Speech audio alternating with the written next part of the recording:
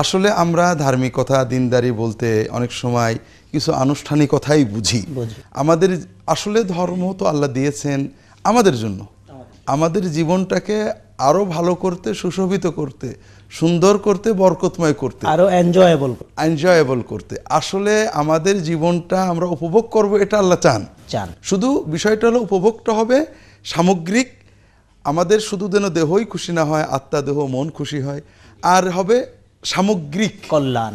অর্থাৎ আমার শুধু এই আজকের রাত্রে উপভোগ করব, কালকে টেনশন করব তা নয়, আমরা যেন এই দুনিয়ার জীবন এবং আখিরাতের জীবন পুরোটাই উপভোগ করতে পারি। জি, এই জন্য আল্লাহ তাআলা দিন দিয়েছেন। আমরা দিন পালন করলে আল্লাহ তাআলার উপকার হয় না, এমনকি আমরা দিন পালন করলে আল্লাহ রাসূল সাল্লাল্লাহু আলাইহি ওয়াসাল্লামের কোনো উপকার হয় না। আর এই জন্যই জীবনের স্বাভাবিক কর্মগুলোকে একটু সাজিয়ে নিয়ে আমরা অনেক কল্যাণ পেতে পারি। যেমন যেটা আপনি আজকে তুলেছেন, ঘুম। প্রতিটি মানুষই ঘুমায়, কিন্তু এই ঘুম যদি একটু সুন্নাত মতো হয় তাহলে ঘুমের মাধ্যমে আমরা জাগতিকভাবে উপকৃত হতে পারি, সওয়াব পেতে পারি। যেমন আমরা প্রত্যেকেই দাঁত ব্রাশ করি, মুখ ব্রাশ করি, প্রতিটি মানুষই। যখন কেউ সকালে ঘুম থেকে ওঠে ঘুমাতে যাওয়ার আগে দাঁত ব্রাশ করেন, দাঁত ব্রাশ না করলে দাঁতে পোকা হবে। ঈমান থাক আর না থাক, যে কোনো ব্যক্তি তার দাঁতটা পরিষ্কার হবে, মুখে দুর্গন্ধ হওয়ার ভয়। কিন্তু মুমিন যখন চিন্তা করেন, রাসূলুল্লাহ সাল্লাল্লাহু আলাইহি ওয়াসাল্লামের সুন্নত, তিনি বলেছেন নামাজের আগে দাঁতটা ব্রাশ করতে হবে, ঘুমাতে যাওয়ার আগে দাঁতটা ব্রাশ করতে হবে, আল্লাহ খুশি হন, ফেরেশতারা খুশি হয়। তখন এই জাগতিক ফলাফলের পাশাপাশি ওই মুমিনের হৃদয় উজ্জীবিত হচ্ছে আল্লাহর জিকিরে, এবং তার আমলনামায় ব্যাপক সওয়াব জমা হচ্ছে, তার দুনিয়া এবং আখিরাত বরকতময় হচ্ছে। এটা আল্লাহ তাআলার জিকিরে পরিণত হয়, জিকিরে পরে ইবাদতে পরিণত হয়ে যায়, আল্লাহর জিকির এবং রাসূলুল্লাহ সুন্নতে পরিণত হয়ে গেল। তাহলে শুধুমাত্র অনুভবের কারণে, চেতনার কারণে আমাদের জাগতিক কর্মটাই ইবাদতে পরিণত হয়ে গেল। ঠিক তেমনি ঘুমের প্রথম বিষয় হলো ঘুমের গুরুত্ব।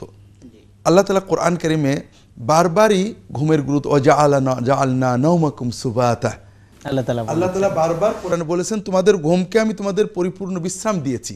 ঘুম তোমাদের বিশ্রাম, এবং সেই ঘুমটা রাতে হতে হবে, এটা আল্লাহ বারবার বলেছেন। আমরা বর্তমান আধুনিক সভ্যতায় অনেক সময় গভীর রাত পর্যন্ত জেগে থাকি, দিনের বেলায় ঘুমাই। এটা আল্লাহর নিয়মের বিপরীত, যেটা আমরা প্রকৃতি বলি, প্রকৃতির নিয়মের বিপরীত, এটা আমাদের ক্ষতি করবে। এবং রাসূলুল্লাহ সাল্লাল্লাহু আলাইহি ওয়াসাল্লামের সুন্নতের বিপরীত, যেটা তিনি নিষেধ করেছেন, আমরা একটু পরে জানবো ইনশাআল্লাহ। তাহলে ঘুমের প্রথম বিষয় হলো আল্লাহ তাআলা আমাদেরকে ঘুম দিয়েছেন আমরা যেন গভীরভাবে বিশ্রাম নিয়ে আবার উজ্জীবিত হতে পারি, এবং রাত্রিবেলায় কিছু সময় ঘুমানোর জন্য আল্লাহ কোরআন কারীমে বারবারই বলেছেন। রাসূলুল্লাহ সাল্লাল্লাহু আলাইহি ওয়াসাল্লাম ঘুমাতে নির্দেশ দিয়েছেন। এখানে যে বিষয়টা গুরুত্বপূর্ণ সেটা হলো, আমরা রাত জেগে গান শোনা, রাত জেগে খেলা দেখাকে খারাপ মনে করি, কিন্তু রাত জেগে ওয়াজ মাহফিল শোনা বা রাত জেগে আল্লাহর ইবাদত করা, এটা হয়তো মনে করি ভালো কাজ। কিন্তু রাসূলুল্লাহ সাল্লাল্লাহু আলাইহি ওয়াসাল্লাম এই ক্ষেত্রেও ব্যালেন্স করতে বলেছেন।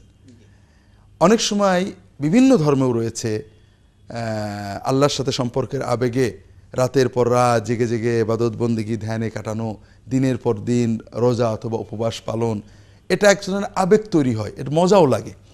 কিন্তু রাসূলুল্লাহ সাল্লাল্লাহু আলাইহি ওয়াসাল্লাম এটা থেকে কঠিনভাবে নিষেধ করেছেন, এবং এই নিষেধ থেকে আমরা সুন্নতের চেতনাটা বুঝতে পারবো আসলে সুন্নতটা কি। বিভিন্ন হাদিস এসেছে এ ব্যাপারে, তার ভিতরে একটা হাদিস সহিহ বুখারী, মুসলিম, অন্যান্য গ্রন্থে এসেছে। রাসূলুল্লাহ সাল্লাল্লাহু আলাইহি ওয়াসাল্লামের কিছু কয়েকজন সাহাবী তারা উম্মুল মুমিনিনদের কাছে, রাসূল সাল্লাল্লাহু আলাইহি ওয়াসাল্লামের স্ত্রীর কাছে গেলেন তার আমল জানতে। তো আমল বলতে আমরা যদি আমরা সুন্নত এবং সাহাবীদের জীবন দেখি, দিনের বেলায় কিন্তু তারা কর্মব্যস্ত থাকতেন, যেটাকে আমরা দুনিয়া বলি। দিনের বেলায় ব্যবসা বাণিজ্য অন্যান্য কাজে ব্যস্ত থাকতেন। আমল মূলত রাতে, দিনে কর্ম বাদ দিয়ে বা কর্মে ফাঁকি দিয়ে আমল, এটা অনেক সময় বদ আমলে পরিণত হয়। এই জন্য রাসূলুল্লাহ সাল্লাল্লাহু আলাইহি ওয়াসাল্লাম দিনের বেলায় তো তাদের সাথে বসতেন, কাজ করতেন, কিন্তু তার রাতের আমল কি, পারিবারিক আমল কি, এইটা জানার জন্য তারা রাসূলুল্লাহ সাল্লাল্লাহু আলাইহি ওয়াসাল্লামের স্ত্রীর কাছে গেলেন।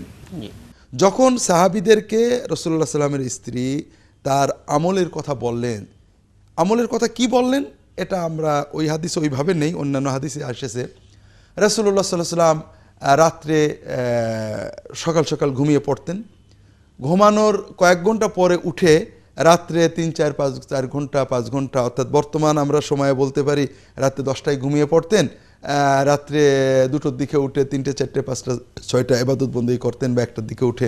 আর তিনি বাড়িতে নফল রোজা রাখতেন মাসে কিছুদিন, আবার কিছুদিন রাখতেন না।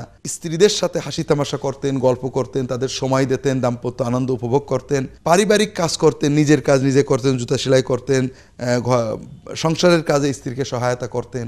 এগুলো তার পারিবারিক এবং বাড়ির আমল। যখন সাহাবিগণ এই আমলগুলো জানলেন তখন তারা বললেন কান্নাম তাকাল্লুহা, তারা আমলগুলোকে কম মনে করলেন যে রাসূলুল্লাহ সাল্লাল্লাহু আলাইহি ওয়াসাল্লাম রাতে মাত্র 3-4 ঘন্টা বা 5 ঘন্টা তাহাজ্জুদ পড়েন, বাকিটা ঘুমান, মাসে 3-4 দিন 10 দিন রোজা রাখেন, বাকিটা রোজা রাখেন না, স্ত্রীদের সাথে ঘন্টার পর ঘন্টা সময় দেন, আনন্দ ফুর্তি করেন, এটা মনে হয় ইবাদত হিসেবে একটু কম। তবে এই কমের কারণে তারা রাসূল সাল্লাল্লাহু আলাইহি ওয়াসাল্লামের প্রতি কোনো অবমূল্যায়ন করেননি। তারা কি বললেন, রাসূলুল্লাহ সাল্লাল্লাহু আলাইহি ওয়াসাল্লামের সাথে আমাদের তুলনা হতে পারে না, তিনি কোথায় আমরা কোথায়, তিনি তো আল্লাহর মাসুম, তিনি আল্লাহর মাসুম, আল্লাহ তার কোনো পাপ রাখেননি, তার পূর্বাপর সব গুনাহ আল্লাহ তার পূর্বাপর গোনা ক্ষমা, অর্থাৎ তাকে তিনি গোনা মুক্ত রেখেছেন আল্লাহ তাআলা। কাজেই তার ইবাদত তো কম হতেই পারে, তার তো বেশি লাগে না। আমরা গুনাহগার, আমাদের তো একটু বেশি করতেই হবে। আমরা তো আমাদেরকে রাসূল সাল্লাল্লাহু আলাইহি ওয়াসাল্লাম তুলনা করে ওইটুকু করলে চলবে না, আরো বেশি করতে হবে। এই বেশি করার চেতনা তারা রাসূল সাল্লাল্লাহু আলাইহি ওয়াসাল্লামকে অবমাননা করে করেননি, তাকে মূল্যায়ন করে একটু বেশি করার চিন্তা করেছেন। তারা বললেন ফা আম্মা আনা ফালান আনামাল লাইলা, একজন বললেন আমি রাত্রে ঘুমাবো না, সারা রাতই তাহাজ্জুদ পড়বো, এই 3-4 ঘন্টা তাহাজ্জুদে আর কি হয়, আমি সারা রাত পড়বো। আরেকজন বললেন আমি প্রতি মাসেই পুরোটাই রোজা রাখবো, অর্থাৎ হারাম দিন বাদ দিয়ে আমি 12 মাসই রোজা রাখবো। আরেকজন বললেন যে আমি এই সংসার বিয়ে শাদী এই সমস্ত ইসের ভিতরে যাবো না, এতে আল্লাহর ইবাদত কম পড়ে যায়, আমি অবিবাহিত থাকবো।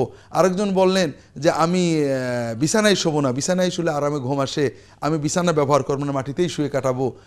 আরেকজন বললেন যে আমি ভালো ভালো খাবো না, গোশ মাছ এগুলো খাবো না, অতি অল্প খেয়েই জীবনযাপন করব। এইভাবে তারা বিভিন্ন নিয়ত প্রকাশ করলেন। এই কথাগুলো তারা বলা বলি করাতে অন্যান্য বিভিন্ন সূত্রে রাসূলুল্লাহ সাল্লাল্লাহু আলাইহি ওয়াসাল্লামের কানে চলে গেল যে অমুক অমুক সাহাবী এরকম নিয়ত করেছেন। রাসূলুল্লাহ সাল্লাল্লাহু আলাইহি ওয়াসাল্লাম মসজিদে এসে মিম্বারে দাঁড়ালেন। তিনি বললেন যে তোমরা কি এসব কথা বলেছো? বলে হ্যাঁ আমরা তো বলেছি হুজুর যে আমরা একটু বেশি করে আল্লাহর ইবাদত করতে চাই। তিনি বললেন শোনো, তোমরা জেনে রাখো তোমাদের ভিতরে আল্লাহর মারেফত, আল্লাহর জ্ঞান সবচেয়ে আমার বেশি এবং আল্লাহর তাকওয়াও সবচেয়ে আমার বেশি। আল্লাহকে ভয় করার, আল্লাহর ইবাদত করার যোগ্যতা এবং প্রেরণা আমার সবচেয়ে বেশি। সেই আমি কি করি, রাত্রে কয়েক ঘন্টা তাহাজ্জুদ পড়ি, কয়েক ঘন্টা ঘুমাই, মাসে কয়েকদিন নফল রোজা রাখি, কয়েকদিন রোজা ভেঙে দিই, স্ত্রীদের সঙ্গ দিই, তাদের সাথে দাম্পত্য আনন্দ করি, সংসার করি। এটাই হলো আমার রীতি, আমার সুন্নত।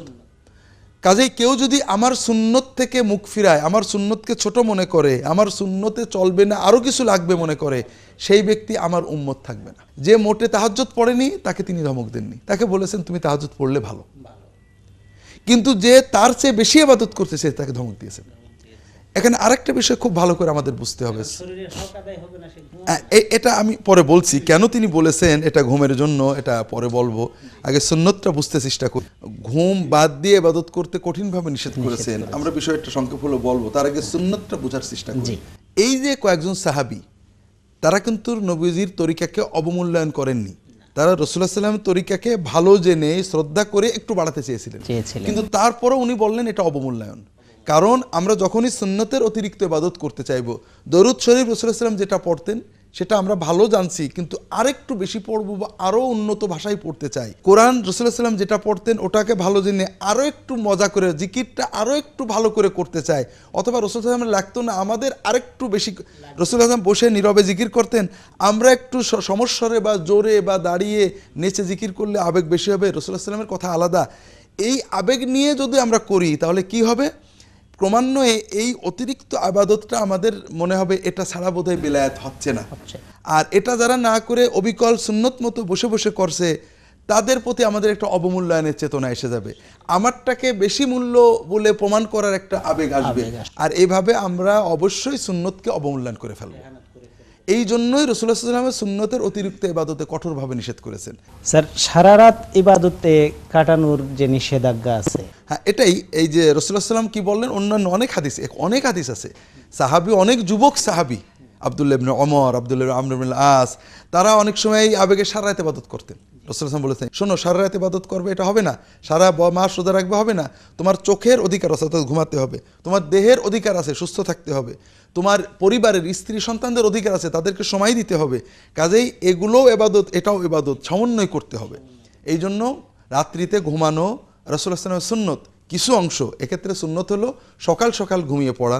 রাসূলুল্লাহ সাল্লাল্লাহু আলাইহি ওয়াসাল্লাম সাধারণত ঈশার পরে জাগতে চাইতেন না, শেষ রাতের জায়গা পছন্দ করতেন। আমরা বর্তমান আধুনিক সভ্যতায় বা অসভ্যতা যেটাই বলি না কেন, আমরা 12টা 1টা 2টো বেজে যায়, এতে সকালে উঠতে কষ্ট হয়।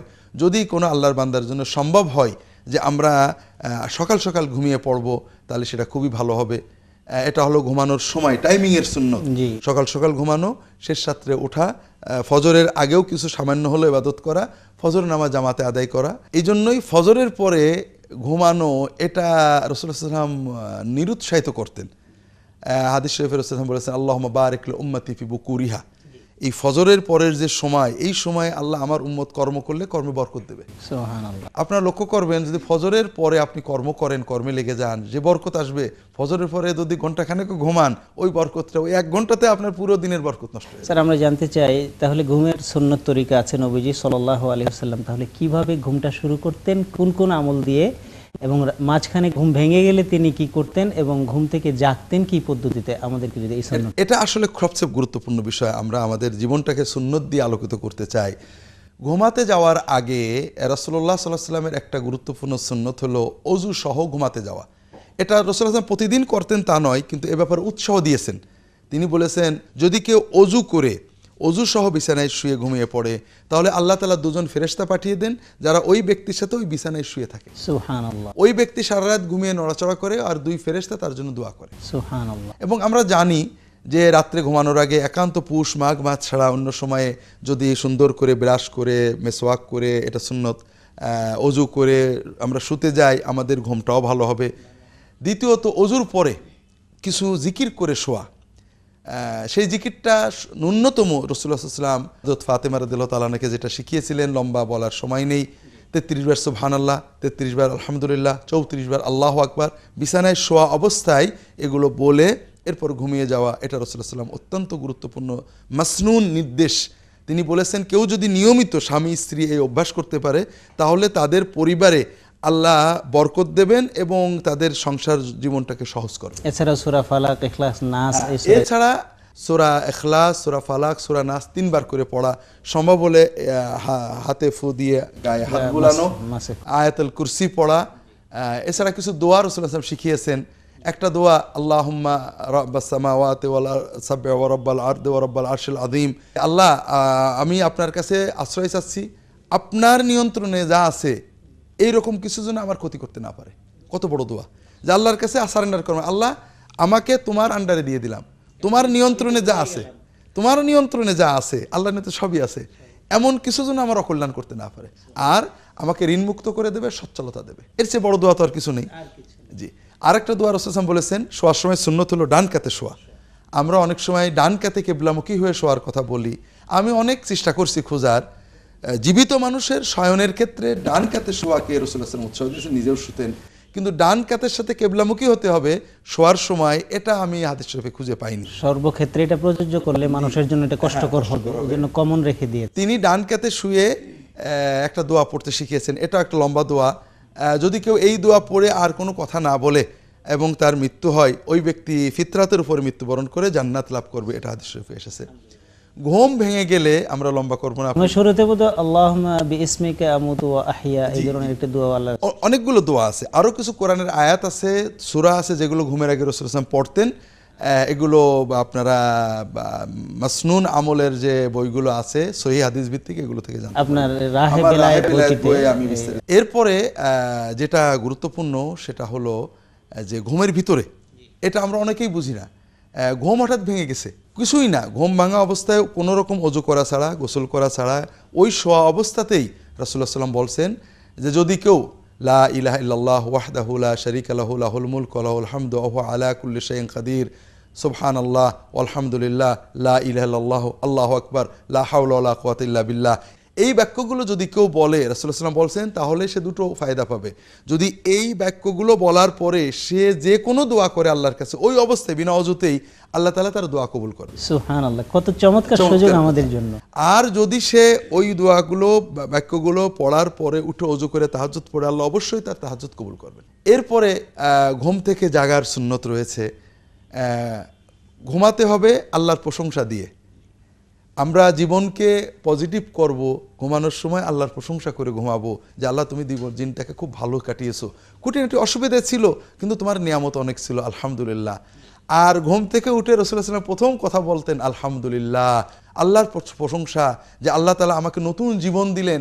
ঘুমের ভিতরে তো আমি তো মৃত্যুবরণ করেছিলাম, আল্লাহ তাআলা আমাকে নতুন জীবন দান করলেন, এবং আমাদের এক পর্যায়ে এই জীবন নিয়ে আল্লাহর কাছে চলে যেতে হবে।